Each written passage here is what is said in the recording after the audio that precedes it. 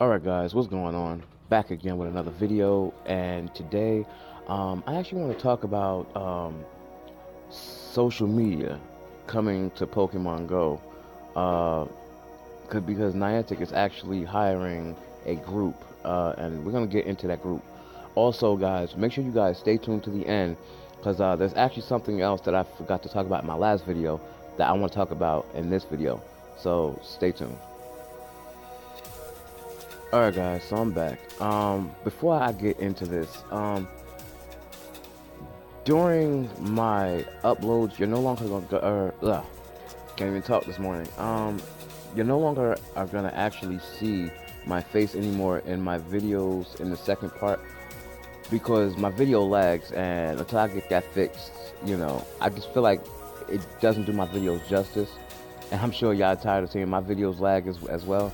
So I'm just gonna take the interface off, and y'all just gonna see it in the very beginning of the introduction, but not as part of the actual video itself. So guys, let's get into this. So anyway, here it says Niantic Acquire hires Evertoon to add a social network to Pokemon Go and other apps.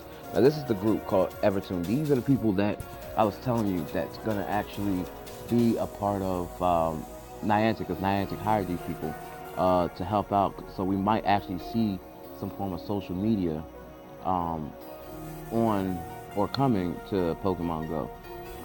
So we're gonna get right into it. It says Niantic, the company behind the hit mobile game Pokemon Go and its predecessor Ingress, announced today it has acquired the team from the startup Evertoon to help it further build out its mobile products. Deal terms were not disclosed, but from now it's described the move seems to be more of an acqui-hire, focused on gaining access to talent rather than Evertoon's IP.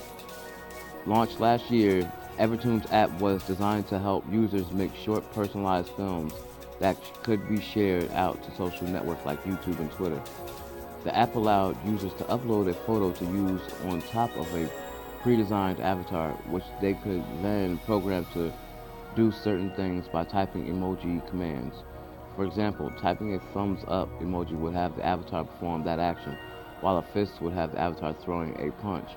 Users could also upload their own background photo and add their voices to the videos. So what this means, well, I don't even have to, I was about to go into it, but yeah, this is what it would look like. And that's pretty funny. But anyhow, it says Evertoon has been live for 18 months, and during that time, people have used Evertoon to make animated fan fiction, celebrity satire, and music videos. The company says today in its announcement, the development taught them a lot about building a community and social experiences. It says Niantic's interest in the Toon making app is less about the technical mechanics of creating these mini movies and more about the team's engineering capabilities as well as their understanding of social systems. Nian Wang, founder of Evertoon, um, and her team have been exploring innovative ways to add social mechanics to digital products. As our products and platform evolve, they will help build social systems that will benefit our entire community. Niantic says in its blog post about the acquisition. Evertoon's team will be tasked with adding a social platform to Niantic's games, including Pokemon Go, Ingress, and its future titles. So, which means they're going to be coming out with more titles. Uh, well, at least Niantic will be. They'll be coming out with more titles than the ones that you currently see right now. As a result of being acquired, Evertoon will shut down its iOS application. The app will go offline on November 30th to 2017, though users version 3.0 of app installed on their phone will still be able to make animated movies. However, the community component of the Evertoon product will be removed, and older versions of the app will cease working on the cutoff date. If you want to save your previously created videos, you'll need to download them to your device, the company says. Evertoon's FOC goes into more detail.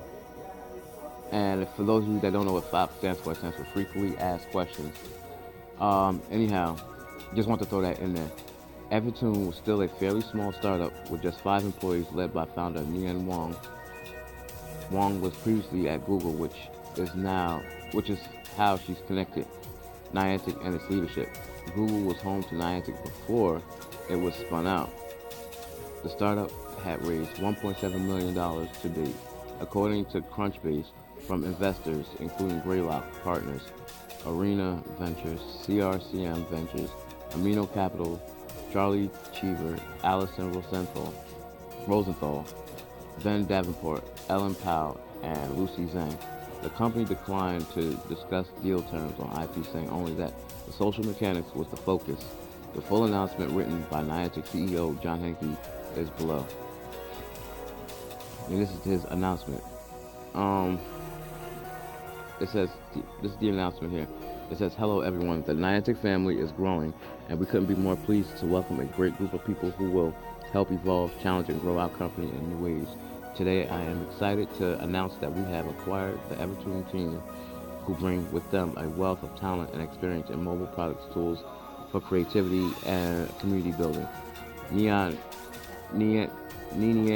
and her team have been exploring innovative ways to add social mechanics to digital products as our products and platforms evolve.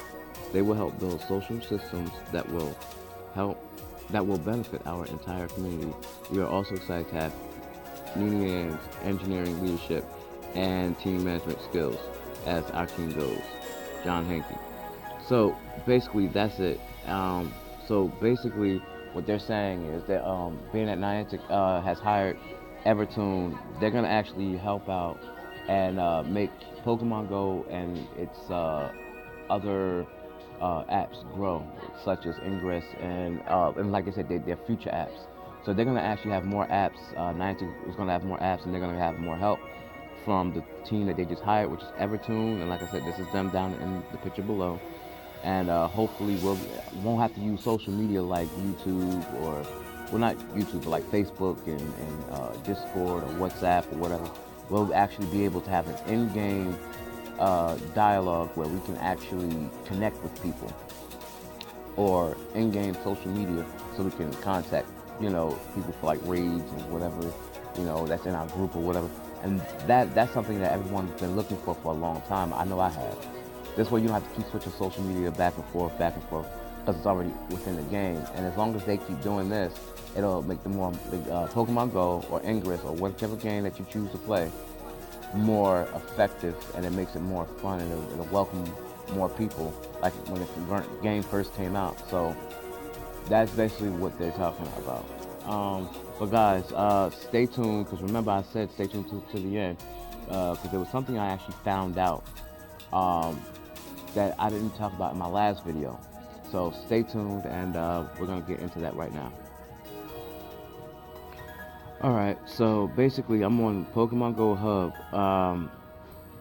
and basically what I wanted to explain to you guys, and what I left out yesterday, was the raid bosses. Yes, they have rotated, but a few of the old raid bosses are still here, but they're really rare when they show up. And we're going to read right into this. So it says rare raid egg boss list, yellow egg list, tier 3 and 4 raid bosses.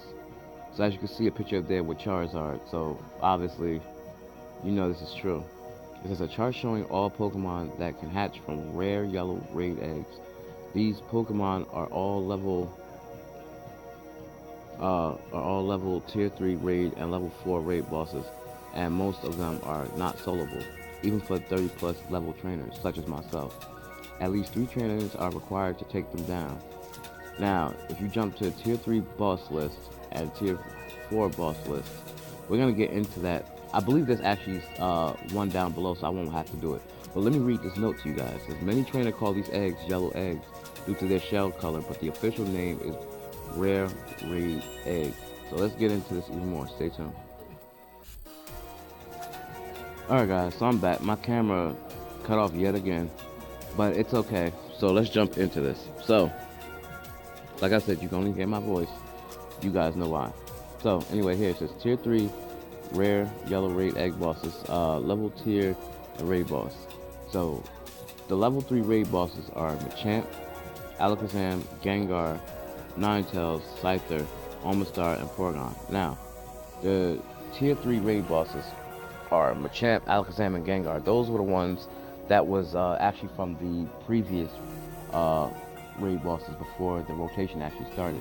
Now, the current level 3 raid bosses are actually Ninetales, Scyther, Omastar, and Porygon. You're actually going to see more of those four than the first three. Hatch. So whenever you see a yellow egg, it could be any one of these 7 Pokemon. But actually, 9 times out of 10, being that the rotation just started, 9 times out of 10, it'll be a Ninetales, Scyther, Omastar, or Porygon rather than a Machamp, Alakazam, or Gengar. So basically, these are actually the max read right here.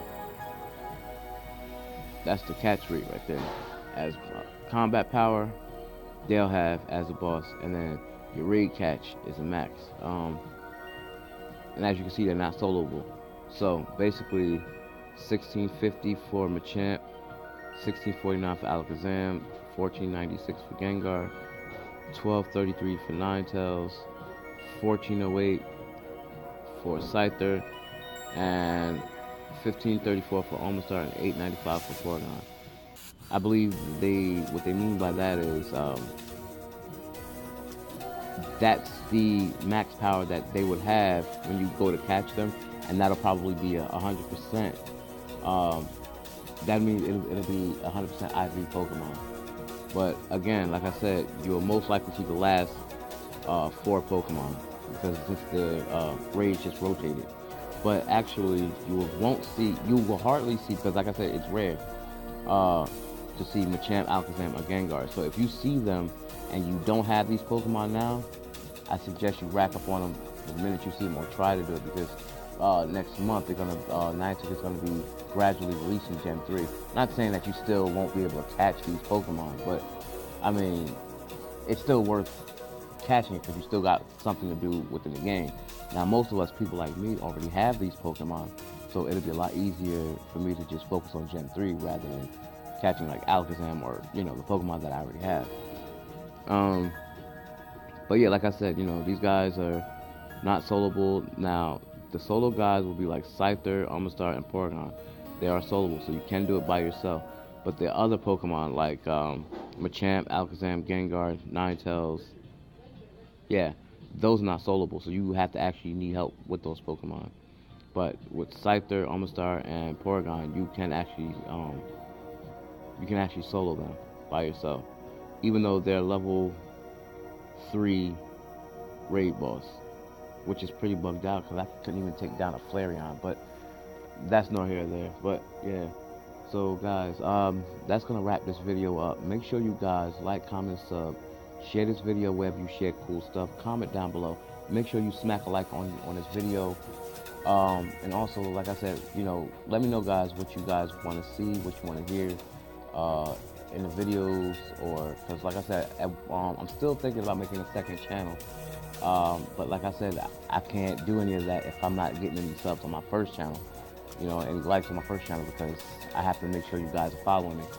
So guys, if you want to see me with a second channel, or you guys let me know what y'all want to see, you still can let me know what y'all want to see, and then I'll see if I can create that or whatever.